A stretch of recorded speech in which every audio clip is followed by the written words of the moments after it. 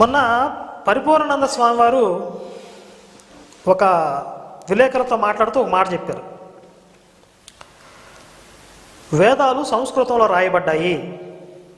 అల్లాహ్, యేసు అనే పేర్లు వేదాలలో ఉండడానికి అవకాశం లేదు. ఎందుకంటే యేసు అనేది హెబ్రూ పదం, అల్లా అనేది అరబిక్ పదం కనుక సంస్కృతంలో రాయబడిన వేదాలలో వాళ్ళ పేర్లు ఉండే అవకాశం లేదు.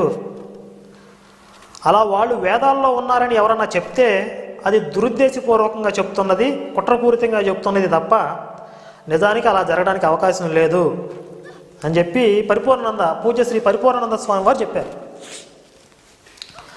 దానికి రంజిత్ తోపురు మాట్లాడుతూ ఏమని మాట్లాడాడు చూడండి ఒకసారి. వేదములో యేసు ఉన్నాడంటే అది ఎలా ఉంటుందండి? యేసు అనే మాట హెబ్రీ భాష, వేదమేమో సంస్కృతం. సంస్కృతంలో యేసు అనే మాట